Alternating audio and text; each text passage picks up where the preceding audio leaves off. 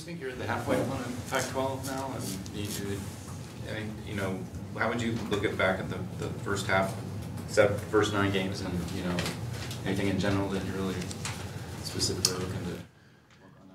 Yeah, we have to continue to really improve as a team. There's a lot of basketball left. I think that, this last week of January and in the entire month of February really sets the tone. A lot's going to be accomplished for every team, not just ours. But I think it's the team that continues to grow, learn more about themselves. We all hope that we can stay injury-free. Things happen that are out of our control. But for us, keeping the focus on all of the things across the board that we feel we can improve on. Defensively, we have a number of things. We foul way too much. And I think that we're looking at ways and in areas, sometimes it's a certain player to do that better, not foul. Fouling kills your defense. And, our three-point field goal defense, just giving up threes, three-point attempts, something we did really well against Utah. And we want to be able to continue to do that, because if you're a team that fouls, you're a team that gives up three-point shots. Our defense isn't really built to turn you over. You're going to have those games where you don't defend very well, and we've had quite a few of those. Offensively, we can always get better. We're seeing a lot of different types of zones. Teams are loading up against our big guys, trying to do different things against Alonso. I think those things are all easier to do when Raleigh doesn't play in the game. And in developing our bench, just continuing to get more quality minutes. And, against Utah, Brandon Randolph made a couple of shots, did a good job. Dylan Smith stepped up quite a bit. And the more we can get value from those guys, confidence off the bench, I also think that'll be a big part of our second half of the season here. Emmanuel Ayton, he didn't really score much, but he had made some key plays down the stretch. He's that guy that can get some moments. Emmanuel did a good job in the last game. He's playing more because I think we're all gaining more confidence in him, but more importantly, he's gaining more confidence in himself. I think recognizing the role that he has. He's not a small guy, so when he comes in the game, it looks different. And I think there's some real value there in having a bigger wing, being able to defend multiple positions. So we'll see, where we go from here. Typically, getting to the Final Four, we're down the road. You have a player that steps up or finds another level coming down to the end of the season. Can you see that happen with maybe Alonso or DeAndre, where they find it like an extra gear? Yeah, and they're not the only two. Those guys have been probably the most consistent players. Deuson, especially with his recent play, you'd put him up there as well. But, I think Raleigh will be important down the stretch. His continued health, hopefully both for his sake and our team's sake, we can have him here for the rest of the season and allow him to develop, that team chemistry, allow him to reach his peak as a player, because in fairness to him, he's had some really good moments while he's played, but he hasn't been able to get into that consistent routine. And I do think that, especially in his case, him playing at his very best takes our team to another level, because his very best encompasses a lot of different things. Offensive rebounding, a bigger wing, defending the other team's perimeter players, somebody who passes the ball exceptionally well, another guy who's capable of having a big night scoring. So his versatility is a big part of our team. Did you expect Ayton's mid-range jumper to grow so quickly? No, I like to take credit for that, but DeAndre came to us with a lot of skills, and his face-up game, I think it was apparent from day one that he has a great touch, one that you oftentimes don't see from that area of the court. Baseline jump shots, high post jump shots, that 15 to 17-foot range is such a high percentage shot for him. But a lot of NBA players that are older perfect that. It almost allows them to have an incredibly long career because of how efficient that shot is. But DeAndre, at such a young age, for him to have that touch is big. And, for us, we have to continue to encourage him. He's getting fouled a lot. And we have to continue to encourage him and also continue to get better as a group of getting him the ball in scoring position against a variety of different defenses, because he's also an exceptional passer. Very good free throw shooter. Teams foul him a lot. And when a team fouls, as we know, it gets into their bench, which a lot of times is a disadvantage for them versus our team. So we have to do that. And I think the other part is, as DeAndre's gone through a lot of different things, not only are we asking him to do a lot of unique things for a 7-footer on defense, but he's playing against all these different types of zone defenses and traps, that it's taken his aggressiveness away offensive rebounding. You know, this weekend he didn't have one, which is very uncharacteristic for him. So I think getting him back in that mindset is big too. But DeAndre's been, he's obviously been a cornerstone to our team's success. Speaking about DeAndre, I mean, he's only committing basically 2 fouls a game versus a big guy that's so dominant on the offensive glass and defensive glass, as you talked about, averaging more than 10 rebounds a game. What does it say about the kid that he can avoid foul trouble? I mean, that's huge for you guys. He's only getting 1 or 2 fouls. He's playing the whole game. Yeah, he's smart and he's very mobile. And it's one thing to be smart and mobile if you're 6'7", 215 pounds, but 7 foot, 260, smart and mobile, that's a whole different ball game. But no doubt, his defense against Utah, I told him this was the best of the season. It gives me a lot of confidence moving forward, because I go back all the way to the Purdue game, and we tried to get him to do those things then, and he did a good job. But he was nowhere near then what he is now, being able to move, think on his feet, know our scheme, do it for long periods of time, 37 minutes in his case. Rawson is a really good player for Utah. I think he's one of their keys. And the points that Rawson scored in the game, I don't know if any of them came on DeAndre, which is quite a compliment. When you think about players' confidence, you've spoken to that several times this year. When you look back at Duson's shot at the end of the game, do you more look at it like you're happy with the confidence that he had to take that shot, or are you still maybe a little bothered by the No, I'm thrilled about Duson's confidence. I've never seen him have more confidence. It's something that players have to gain within themselves. I think we can help them a number of ways as a coaching staff, but hard work over a long period of time, success in games, consistent success, that allows young kids to feel good about the next game, who they are, that it makes them feel really good about all that they've sacrificed, that it's worth it because they're seeing the benefits in the game. And I don't think Duson, we're going to live and die by a 23-footer for a game winner by him. There's plenty of other shots, including a shot closer to the basket by him, that would be better for our team. But it does say a lot about him feeling it and feeling good about himself. And I think he'd rather have a guy with great confidence who's a really good player than the contrary. You guys have gotten up 9, 10, 11, 12 points in some of these teams in the first half, make a run, and then they'll kind of get back in the game. Is there something that you can do to make sure you can put them away early, or is that just a function of game of runs basketball?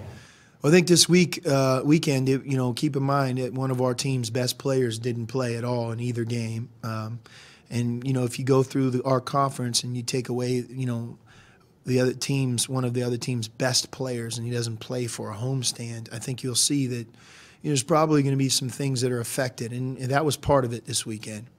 That doesn't mean that the guys that were in his place or played in the game didn't do a good job. It's just we're not nearly as deep, and we're not as talented. It's just the facts.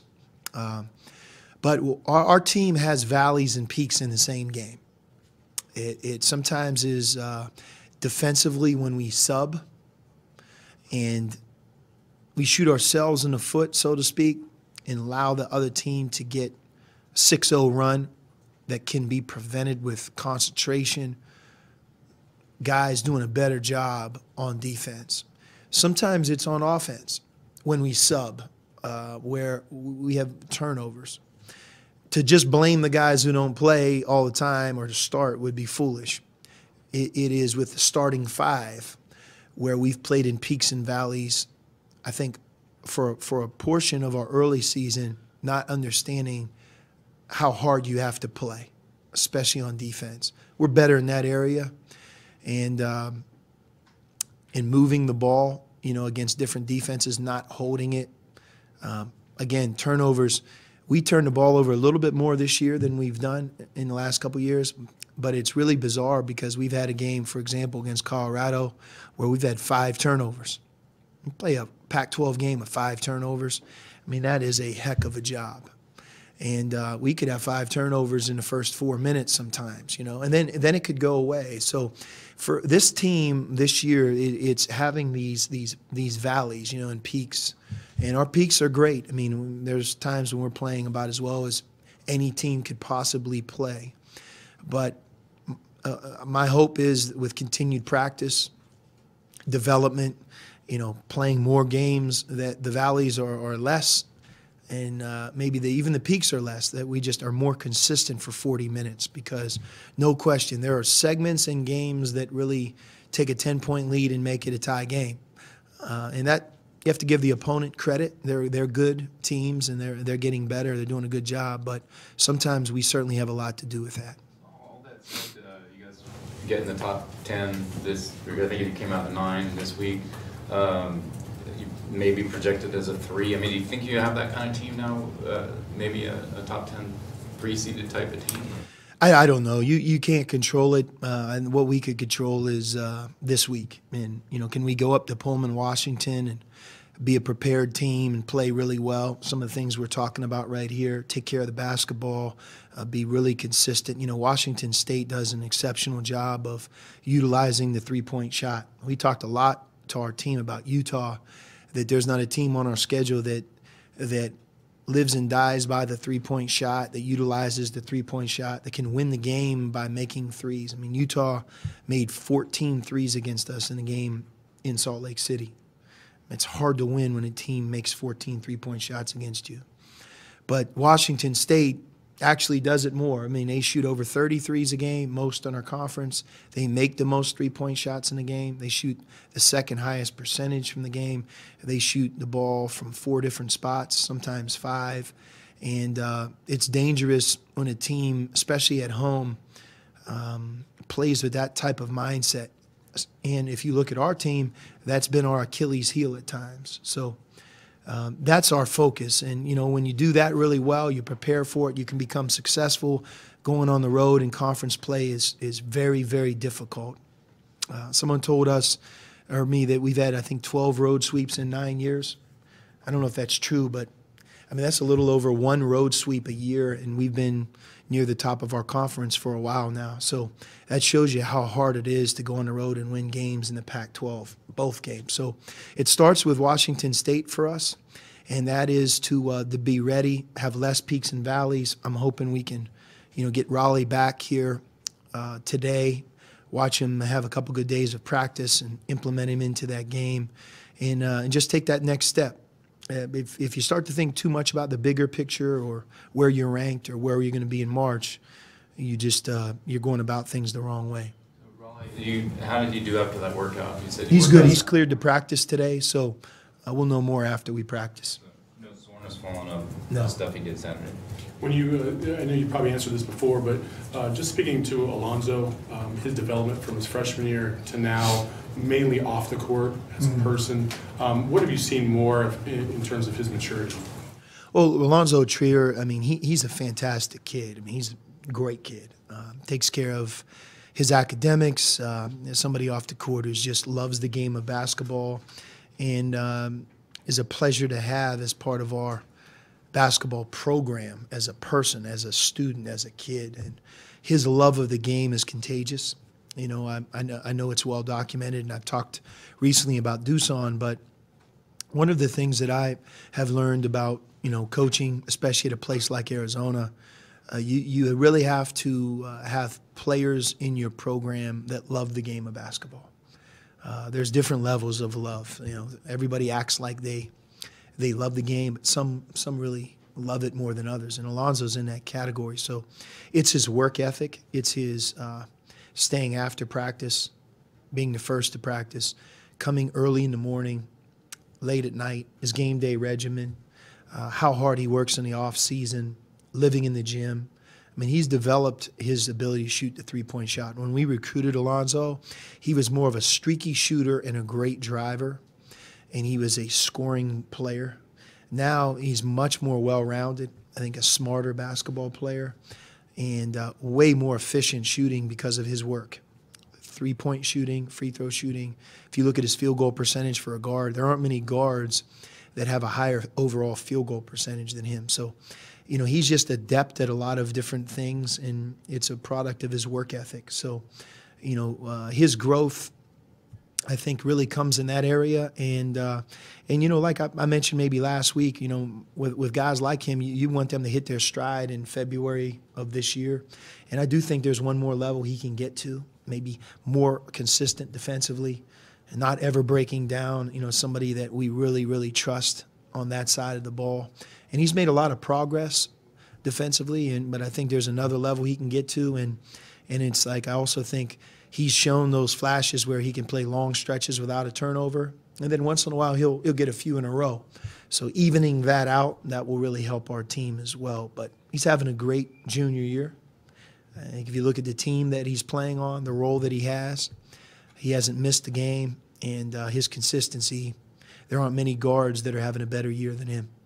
So the three-point shooting you talk about from Washington State, I mean, is that a different wrinkle, even more so than normal? I mean, I know Kent's been trying to get that team to fit his mold of a little more really up-tempo team, but the emphasis on threes, is it different than you've seen in the last few years? Yeah, they've had a couple really good low-post players this year. Those same positions, you know, have players that, you know, one guy is able to make 10 three-point shots in a game, and you could really call him their center. Therefore, yeah, Franks is really good. And we've dealt with Bernstein because he played against us in the NCAA tournament last year. Had a big game. I think he was close to 20 points, 20 rebounds. I mean, he was the best player in that game, I think, on both teams. So our guys really respect him. He's an excellent passer, older player. And, you know, I think they have the ability to beat anybody in our conference. They played everybody close. They got off to a great start in the non-conference season. So we have to go there and play our style and be ready to go. Just again, at the halfway point of the league, what else, when you look around the league, anything else jump out at you? You're going to see maybe people talking about UW. You'll see them this week, of course. But anything else, them or anything else? Yeah, Washington's had some of the best wins in our conference. They've gone 2 SC and 1. Really hard to do. Beat Kansas and Kansas City. Almost impossible to do. Kansas is, what, a 1 or 2 seed? I mean, so beating them on away from home in Kansas is really heck of a win. ASU did the same thing, obviously. You know, Washington won at Colorado. So they've gone on the road and have won games, and this is a big homestand for them. If you look at their zone defense and talent they have, you know, Mike Hopkins is doing a good job. So we both games this week for us will be hard. That's why winning a regular season conference championship is so fulfilling, because it is so hard to do. And we and all teams in our conference have a long way to go to figure out where we're all going to be. SC starting to play well. Anything else? It seems like maybe reaching the level they were. Anything else about the conference at this point? No, USC, I mean, they've been really good. I think they've had some injuries. So they're healthy now, and we knew before the year started that they were going to have a heck of a team based on the success they had last year and the returning players. So we know they're really good, and I think UCLA is really good. You know, we have a number of teams that have a lot to play for in the next month or so, and it'll be interesting to see how it all shapes up. What do you think about when let's say, you see people from different parts of the country, and they might say that the Pac-12 isn't as strong as it has been in past years? I've heard that a lot this year. I'm sure you have too. What do you think the people, especially people that haven't watched a lot of the games here, like that's mainly making these arguments, what do you think about, how would you say the strength of the conference this year is compared to past years? You've been here now 9 years. You know, we're just not there yet in terms of the finish line. You know, last year a lot of people said our conference was really strong, and that was because we were so heavy at the top.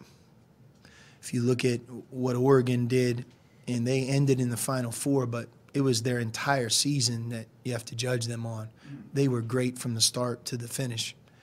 Ditto for UCLA and really for us. So you had 3 teams that entered the Pac-12 tournament last year that everybody was making an argument to say, could they be a 1 seed, right? Could they be a 2 seed? And then all 3 of us got at least to the round of Sweet 16. Oregon ended in the Final Four, and then USC, won a number of games. I think everybody really saw how talented they were. But we only had 4 teams in the tournament. So if last year was the strong year, it's all a matter of opinion. I go back to the year before, and I could be wrong here, but we had maybe 8, 7. Oregon State, Oregon 8. But if you remember when we got into the tournament, almost nobody advanced, maybe except Oregon. So you could then say, well, the Pac-12 was down. I can make the argument that 2 years ago it was the strongest conference that I've coached in the 9 seasons that I've been at Arizona, because if that's true, 8 and 7 or 8, whatever it was, make the NCAA tournament, and I think maybe 1 or 2 made the NIT. You think about that, the depth of the conference. So I think part of judging a conference isn't just judging the top or saying how did they do once they got into the NCAA tournament. It's more along the lines of from start to finish. I mean, you can't ignore the 30-game regular season and then the 3 or 4 games you play in the tournaments, the respective conference tournaments. So if you go 34 games and you get half of your conference in the NCAA tournament, I think we as a conference aspire to have the most teams in postseason we possibly can. If you look back at last season, if you say, man, that was an awesome season, you could, again, flip it and say it wasn't, because maybe the bottom was the weakest that it's been. So, we'll see. We're not there yet in the next 4 or 6 weeks, but I think we have 3 teams that are I would like to think are in really great shape to be a part of the tournament. And then you really have 3 more that are fighting for their lives, maybe 4, that can make it happen with continued great play and winning big games on the road and stringing a win streak together, maybe getting into the Pac-12 tournament and getting to the championship game, or obviously if you win the Pac-12 tournament. So my hope is that we can have, at least 4, if not more. And again, the Big 12 is an awesome conference. I think they speak for themselves, but there'll be, I think, a dialogue of, well, the SEC did a really good job this weekend playing against them. It's tough to judge a conference's strength on a 1-weekend home and away series, right? A lot of it might depend on who was in the series, where were the games played at.